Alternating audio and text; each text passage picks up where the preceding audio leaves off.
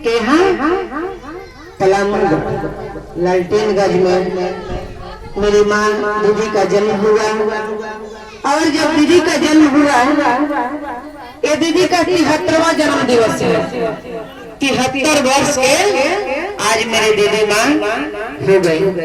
73वां जन्म दिवस हम लोग आज मना रहे हैं। और 73,000 वृक्षरोपण के संकल्प में लिया गया है सारे गुरु भाई गुरु बहन के द्वारा। और 20 तारीख से ही ये कार्य चल रहा है। हम लोग आज करेंगे, लेकिन क्षेत्र में गुरु भाई गुरु बहन 20 तारीख से ही रांची से शुरू हुआ है। और हर क्षेत्र में गुरु भाई गुरु बहन पौधारोपण के काम कर रहे हैं। हम लोग भी जा रहे हैं, क्योंकि अभी हम लोग कुछ भी नहीं है। एक गुरु भाई गुरु बहन है, उसके आगे हम लोग अभी कुछ नहीं है। तो दीदी का जन्म हुआ, और दीदी का जिस दिन जन्म हुआ उस दिन उनके खटिए के नीचे घर में विषैले नाग के 7 का सपोला पाए गए। और महुआ जगदीश्वरजीत सिंह के वो प्रथम पुत्री रही दीदी, प्रथम पुत्री के रूप में उनका जन्म हुआ। और दीदी ऐसी थी कि सारे बच्चे खिलौना से खेलते हैं, और मेरी माँ नीलम आनंद कैसे खेलती थी। उनके घर में तेंदुआ के बच्चा, शेर के बच्चा, बाघ के बच्चा उनके पिताजी पालते थे, और दीदी उसी से खेलती थी। और धीरे धीरे दीदी जब बड़ी हुई, साधु संतों से दीदी का बड़ा लगाव रहा है, और जानवर से भी दीदी का लगाव रहा है। और मेरे दीदी ऐसी थी कि इतना पहलवानी उनके अंदर इतना ताकत था कि मंडल सब कह रहे थे कि हमको उठा के एक हाथ से और उठा के कुर्सी पर रख देगी, इतना उनके अंदर ताकत था।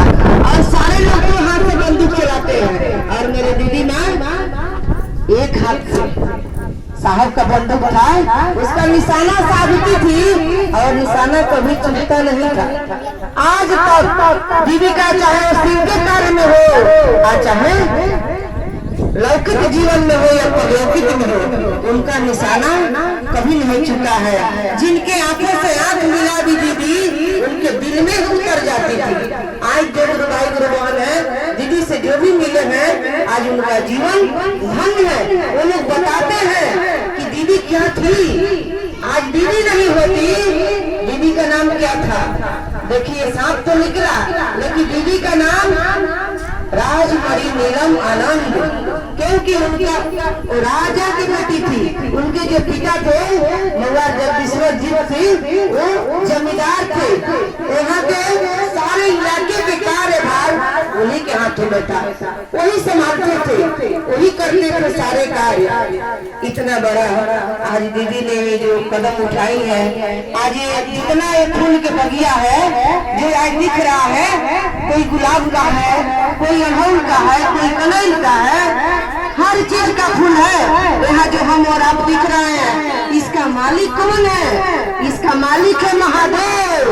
और साहब ने कहा कि मैं इसका माली हूँ। माली जो फूल का देख रेख करता है, वही मेरे साहब श्री हरिंद्रानंद है। उन्हीं के बगिए के हम लोग फूल हैं। और दीदी का जब जन्म हुआ तो दीदी धीरे धीरे बड़ी हो गई। और 1972 में दीदी का जन्म हुआ है, 1952 में। और दीदी का शादी हुआ साहब के साथ 1972 में। और साहब 1974 में सिंह को अपना गुरु माने। लेकिन जिस दिन दीदी का शादी हुआ 1972 में, उसी रात पंडित जी साहब से पूछे आपका कौन गुरु है? साहब ने कहा कि मेरा कोई गुरु नहीं है। साहब महादेव कभी गुरु नहीं बनाए थे। शादी जब हुआ तो दीदी से पूछा गया कि आपका कौन गुरु है? तो दीदी बोली कि मेरे घर के कुल गुरु है महादेव, और तब आप महादेव को गुरु मान लीजिए। तो दीदी साहब से पहले 2 साल पहले महादेव को अपना गुरु बना ली। इसीलिए साहब से बार बार कहती थी मैं आपसे 2 साल पहले किसी को गुरु मानी हूँ। साहब कहते थे कि आप तो पिया के लालच में माने थी, तो साहब और दीदी में हंसी मजाक होता था। तो साहब 1974 में सिंह को गुरु बनाए आरा के गांधी शमशान में, और 1975 में साहब को नमः शिवाय का मंत्र सांस के द्वारा आया। ये जो प्राण मंत्र है जो हमको और आपको मिला है टुकड़े टुकड़े में करने के लिए, ये प्राण मंत्र है। साहब को 2 जगह नमः शिवाय मिला है।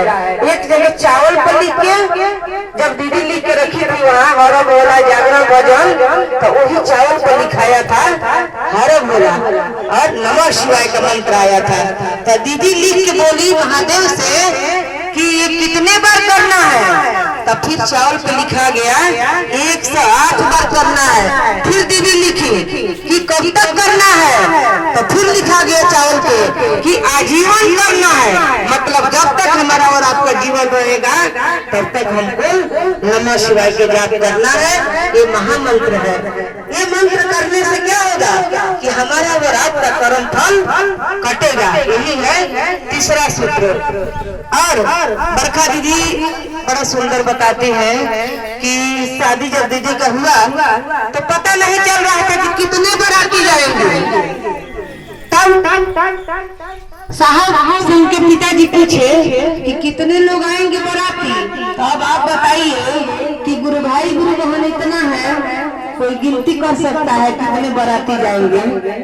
तो साहब ने सोचा कि मेरे समझू साहब परेशान हो जाएंगे। साहब बोले काम कीजिए, आप ही आ जाइए रांची में, हम लोग मिल बांट के कर लेंगे। देखिए, और दीदी बरखा दीदी के यहाँ से सारे लोग वहाँ आ गए, और सारे घर के लोग गए थे एक दिन बाजार करने, और दीदी अकेले बरखा दीदी घर पे थी, और 2 घर के